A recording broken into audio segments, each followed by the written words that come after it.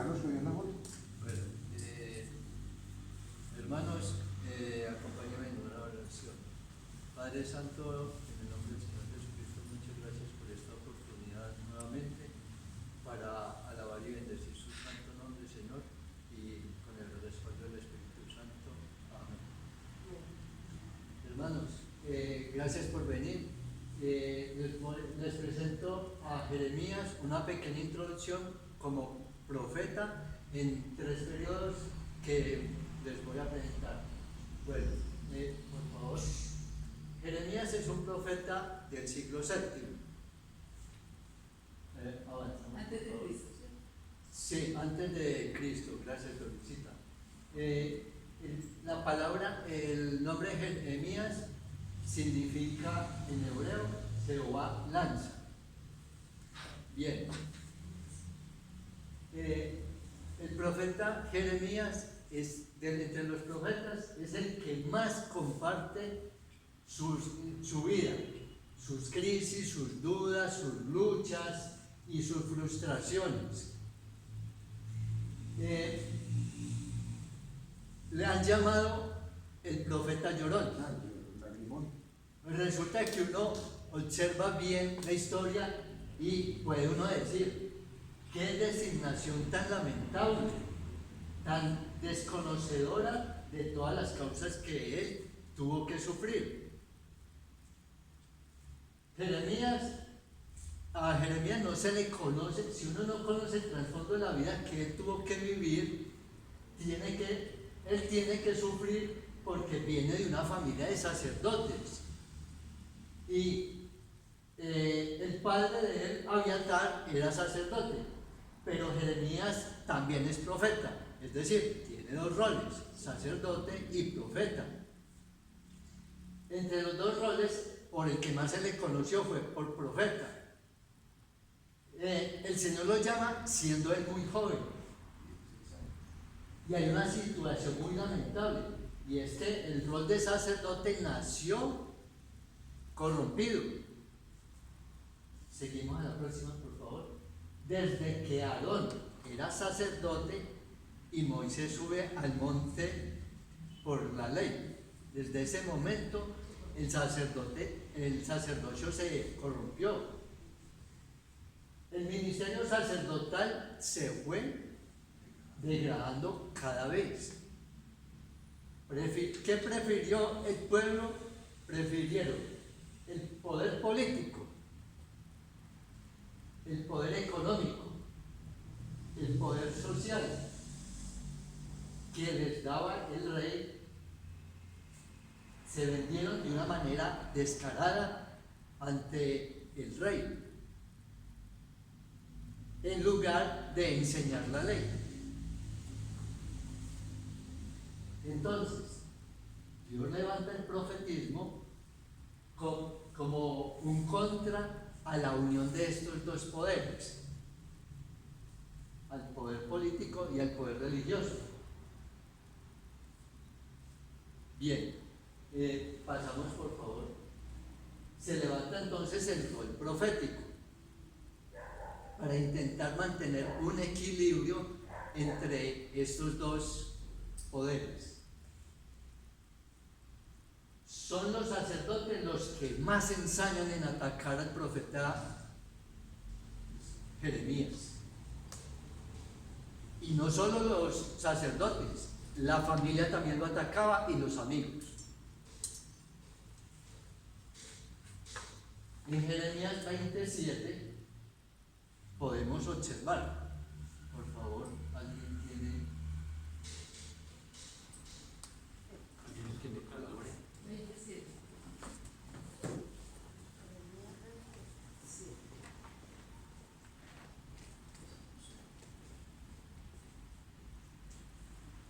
Lo tengo. Me sedujiste, Señor, y yo me dejé seducir. Fuiste más fuerte que yo y me venciste. Todo el mundo se burla de mí, se ríen de mí todo el tiempo.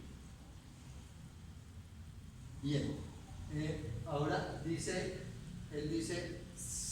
me sedujiste, pero cuando él dice me sedujiste, no es ese ay, me tienes tan enamorado, como embelesado, como, ay, no me hallo de este éxtasis. No, eso no es lo que él quiere decir ahí. Realmente lo que a él le interesa decir es, por favor, pásame. Lo que realmente a él le interesa decir es, me engañaste. ¿Por qué no me dijiste lo que necesitaba saber?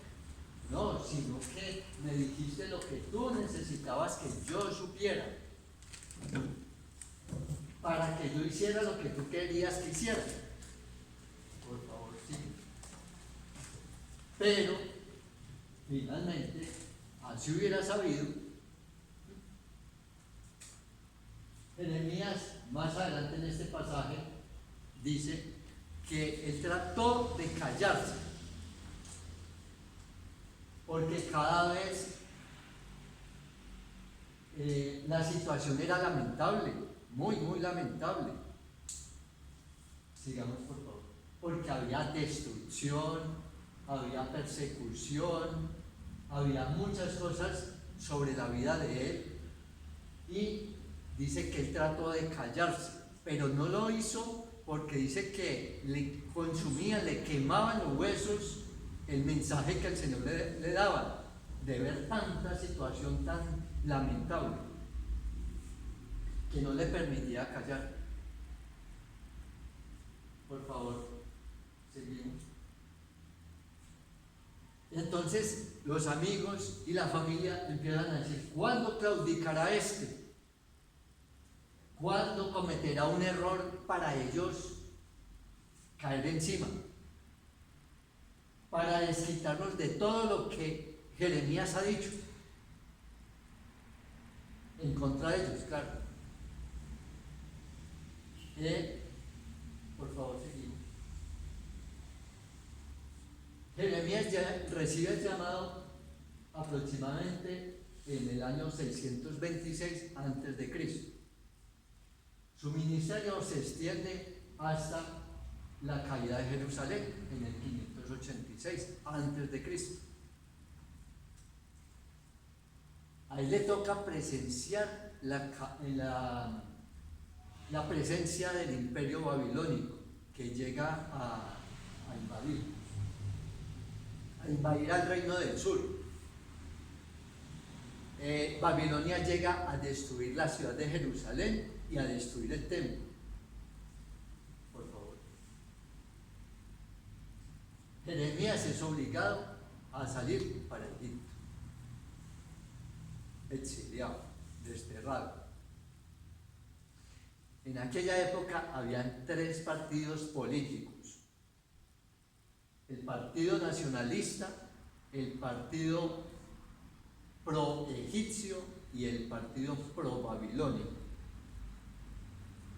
Por favor. Se distinguen tres periodos en su ministerio. En el primer periodo, con el rey Josías,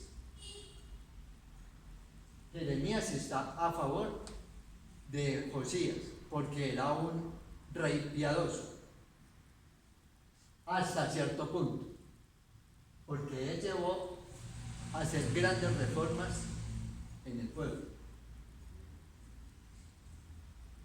Estaba reparando el templo, estaba socializando la ley que había encontrado en el templo, la estaba socializando con el pueblo. Jeremías está completamente de acuerdo con ese avivamiento que está pasando, pero se separa muy pronto de ese movimiento, porque ese movimiento no va para ningún lado va. Josías no tiene la culpa. ¿Por qué? Porque el pueblo ya está demasiado comprometido con todo lo que está pasando. El mensaje de Jeremías, aunque es del siglo VII, no es tan diferente al de los profetas del siglo VIII, como Isaías, Oseas, Miqueas, Amós. Jeremías está en contra de los falsos profetas que pronuncian anuncian mensajes por dinero. Los profetas aceptaban de que el pueblo llegara, o mejor aún, el pueblo aceptaba que los profetas llegaran y ya, bueno, ¿cuánto nos va a pagar para que les profeticemos? Los poderosos, los débiles, pero aquí llamamos los débiles, son a estos que buscan a la idolatría, es decir, a rendirle culto a dioses paganos, a dioses hechos por manos humanas. La reforma tiene dos aspectos, uno político y uno religioso. Después de la muerte, en el aspecto político, después de la muerte de Asurbanipal, que era el rey de Asiria, entonces Josías aprovecha para buscar la independencia de Asiria. En el aspecto religioso se busca restablecer la moral que se plantea en la teología deuteronomista. Para recordar un poquito, la teología deuteronomista era obedecer al pacto que el pueblo había hecho con Dios y lo que había allí de obedecer la ley. Pero no hubo ningún cambio interno en el pueblo, o sea, en sus personas. ¿Sí? Ellos seguían en la corrupción, en la idolatría. Y con la muerte de Josías, en el capítulo 22, termina el primer periodo del profeta Jeremías. Por favor, seguimos.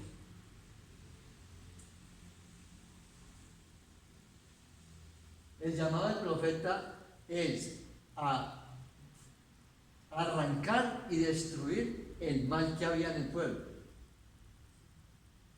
y sembrar, es decir, traer una bienaventuranza. Esa realmente era el llamado que tenía. Bien, la corrupción estaba tan arraigada que en los capítulos 4 y 6 nos lo narra. Para los líderes religiosos, líderes políticos, y los profetas falsos, los jueces, los sacerdotes, para ellos venía el juicio.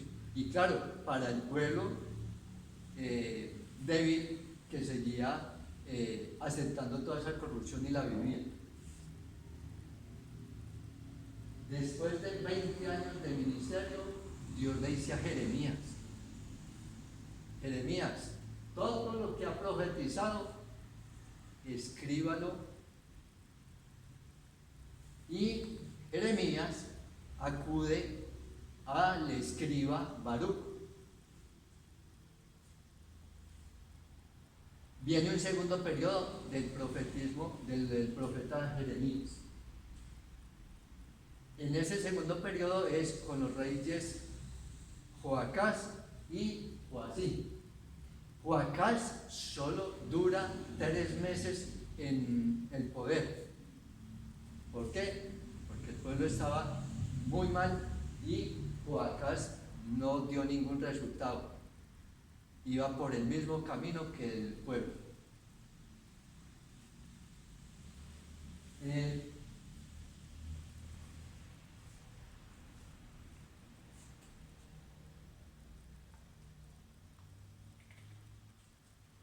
Y llega el faraón Necao, que había matado al padre de Joacás, y lo destituye y lo reemplaza por Joacim. Necao deporta a Joacás a Egipto. Eso lo encontramos en 2 Reyes, capítulo 23. Necao busca quedar bien con Asiria, tener buenos tratados con ellos. y evitar un resurgimiento de Babilonia. En este segundo periodo que va del 609 al 598, por cierto, pueden darse cuenta que va de más a menos. Antes de Jesucristo los periodos vienen de más a menos. El profeta presenta a este rey Joacim como un rey déspota e injusto y promotor de la idolatría. Por favor, seguimos.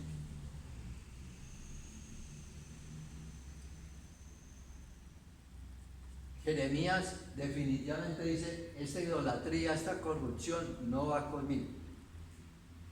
El profeta entonces anuncia la caída del templo y la violación del pacto. En otras palabras, el pueblo no quiere para nada a Jeremías. Lo único que quieren es desaparecerlo. Entre otras cosas, de lo que hacían era sacrificar a los niños y echarlos al fuego en honor al dios Moloch. En estos capítulos anteriores, del 11 al 20, se narra el segundo periodo de Jeremías, del profeta. Por favor. Por otro lado está Nabopolassar. Nabopolassar es el padre de Nabucodonosor. En esa época, cuando muere el padre de Nabucodonosor, Nabucodonosor tenía pensado ir a invadir a Judá y a Canaán, pero como muere el padre, entonces se aplaca el asunto con Nabucodonosor para ir a invadir a Judá y a Canaán. Bueno, para liberarse del dominio babilónico, viene otra vez Nabucodonosor. Devolvemos la anterior. Entonces, al morir él, vuelve, ahora sí, por favor.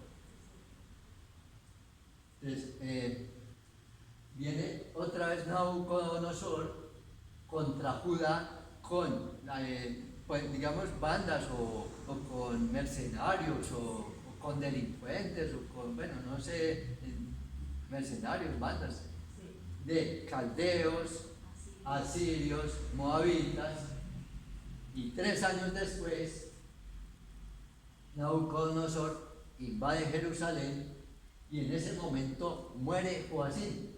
El profeta ya había anunciado eso.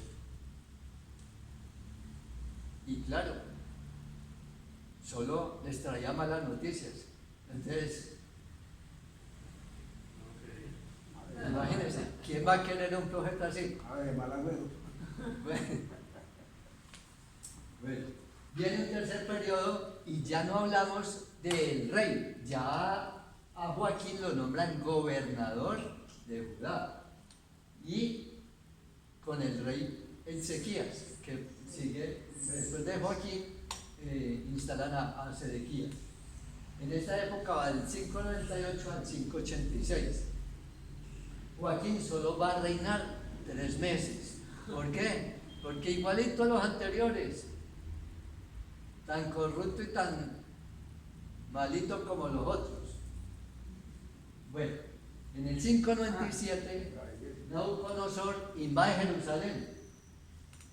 Y esa vez captura a Joaquín y a su familia y a los mejores soldados y artesanos y se los lleva para Babilonia.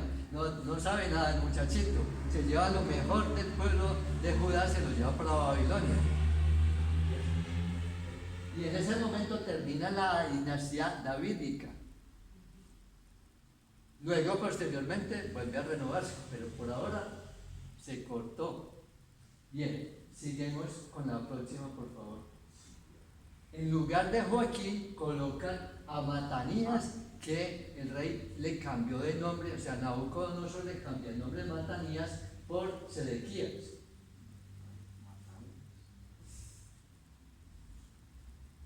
Pero Sedequías se caracteriza por ser débil y por no tener ni 5 de sabiduría.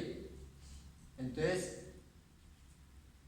se le acerca el profeta Jeremías y le dice: hombre, vea, le recomiendo que no haga tratos ni alianzas con Egipto ni con otras naciones diferentes que no sea con Babilonia, porque los egipcios y otras naciones no tienen nada que aportarle a Judá.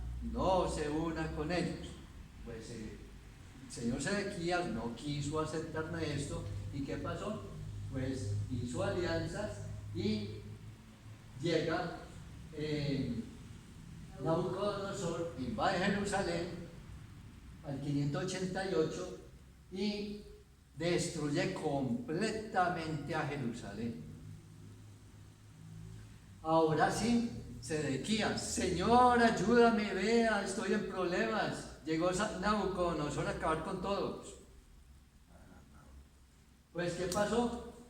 Que Nabucodonosor viene y le mata a la familia, a los hijos, a la esposa, y a él le saca los ojos. Le pone cadenas y se lo lleva a pie desde Judá hasta Babilonia. Bueno, viene el exilio, pero también va a haber un regreso del exilio. Y en eso, ¿no? Que cuando capturaron a los principales, a los hijos de El pueblo de Israel no se va a quedar en el exilio. En los capítulos 32 y 33 nos hablan del regreso por la misericordia de Dios.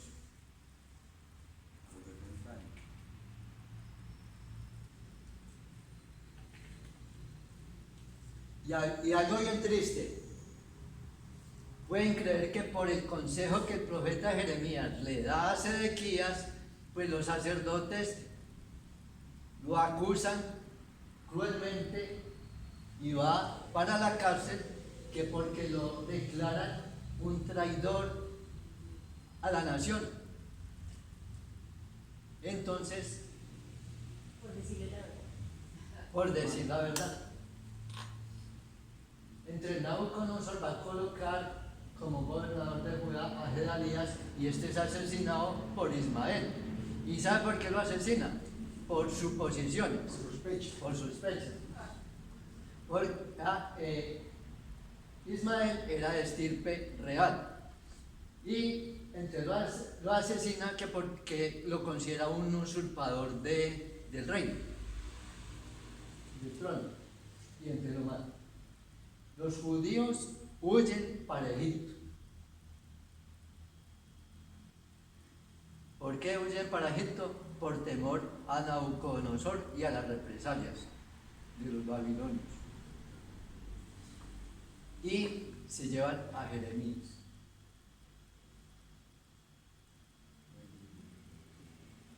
Al parecer el profeta muere en el exilio. Bueno, ahora veamos el bosquejo del libro. La introducción es una introducción teológica. También parte del bosquejo del libro están los oráculos contra Judá y contra Jerusalén. También están los oráculos contra las naciones. ¿Sí? ¿Qué naciones? Babilonia, asirios y contra el mismo Egipto. También hay profecía de bienaventuranza. Están los sufrimientos de Jeremías, que ahora sí entendemos por qué no es tan justo que se le llame el profeta llorón, sino que realmente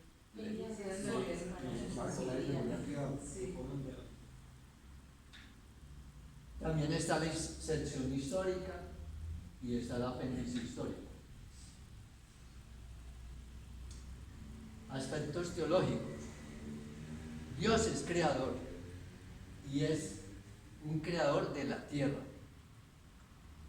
quien establece leyes que rigen el cosmos, quien extiende los cielos, produce aguas y envía la lluvia, pero sobre todo crea un nuevo pueblo. ¿Cuál nuevo pueblo? El pueblo de Israel. Dios es soberano, tiene dominio sobre su creación y en particular de su pueblo. Dios es universal. Perdón, el versículo 18, ¿cuál era? Nos Ya la devolvemos un soberanía. poquito, por favor. 18:6. 18.6. ¿Qué dice el 18.6? Para los israelitas que ustedes están en mis manos, yo puedo hacer con ustedes lo mismo que este alfarero hace con el barro. Ajá, muy bien. Bien, pasamos a la otra, por favor. Dios es universal, no es un Dios local. A la mano de los dioses de los pueblos. Jeremías 1:10. Dios es juez. Juzga a Judá. ¿Por qué? Por su infidelidad. Al abandonar, ¿qué abandonó Judá? El pacto que hizo con el Señor. Judá, el pueblo de Judá le prometió, el pueblo de Israel le prometió al Señor que ambas partes cumplirían el pacto. Y ellos no lo hicieron. Se fueron detrás de dioses ajenos. No respetaron la ley. El ser humano es pecador. El hombre no podrá cambiar su naturaleza pecaminosa. Haga lo que haga.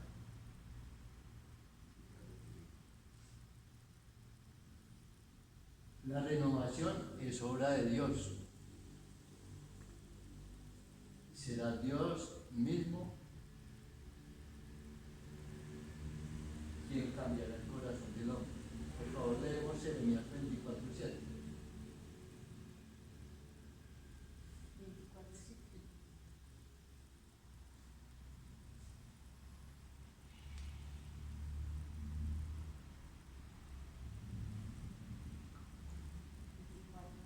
Cambiaré su manera de ser y de pensar para que me reconozcan como su Dios y me obedezcan en todo.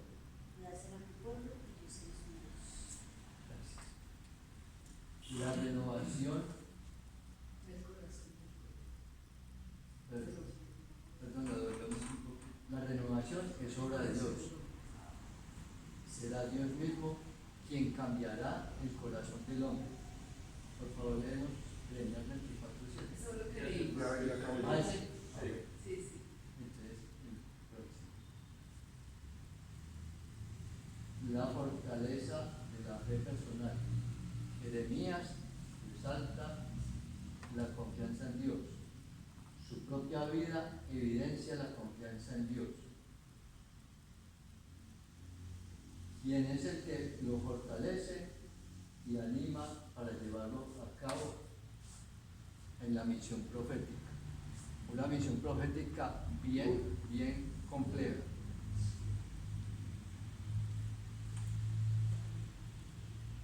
También anima al pueblo a depositar su confianza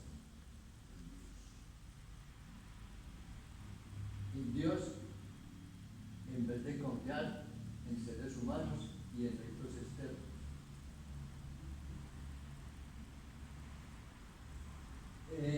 Aquí, como dije, ya evidenciamos que el temor desde un inicio de Jeremías, cuando el Señor lo llama muy joven a ser profeta, no es otra cosa que un presentimiento de toda esa persecución que iba a tener Jeremías, de haber sido azotado, encarcelado, problemas con el pueblo, problemas con la familia, problemas con los amigos y sobre todo los mismos sacerdotes. Fueron 3 periodos de Jeremías muy difíciles.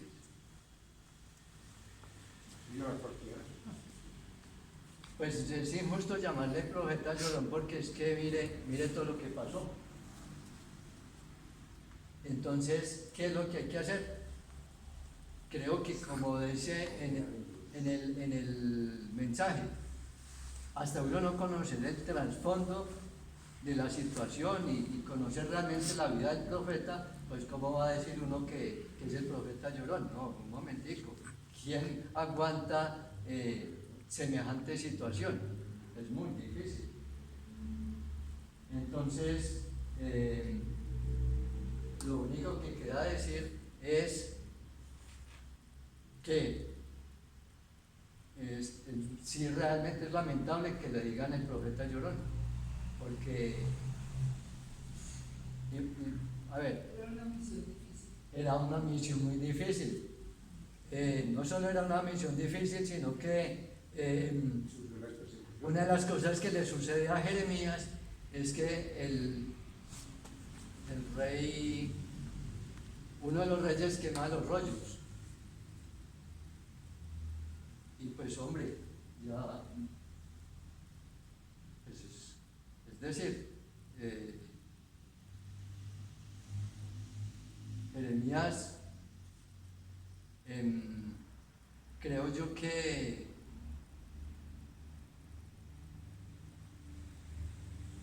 sí, no es correcto decirle profeta llorón. Muchas gracias. Yo podría decir que Jeremías tiene un llamado a uno de los servicios más infructuosos humanamente hablando, ¿no? Él es llamado, de hecho, a hacer un servicio de fracaso, humanamente hablando, no para Dios, sino un servicio de fracaso, porque Dios le dice que debe hablarle al pueblo, que debe advertirle al pueblo, pero que el pueblo no lo va a creer. ¿Qué es más? Por él decirles lo que va a decirles, va a sufrir. O sea, Jeremías sabe que su servicio va a ser infructuoso para el pueblo. Entonces es como que Dios le está llamando a un fracaso, humanamente hablando. Humanamente hablando. Nosotros sabemos que el éxito de Jeremías no está en el resultado del pueblo. El éxito de Jeremías y su servicio está en su fidelidad a Dios. Está en su fidelidad a Y Dios. por eso es un servicio de sufrimiento. Ese servicio que él hizo es un servicio de dolor, de sufrimiento, que genera ese lamento de Jeremías constante, porque es llamado a hacer algo que humanamente no va a tener un resultado para el pueblo. Exactamente, no va a tener un buen resultado, pero el Señor les previene a través del profeta y el pueblo se hizo el sordo. Sí, precisamente porque Hermanos, muchas gracias. cuando yo le digo que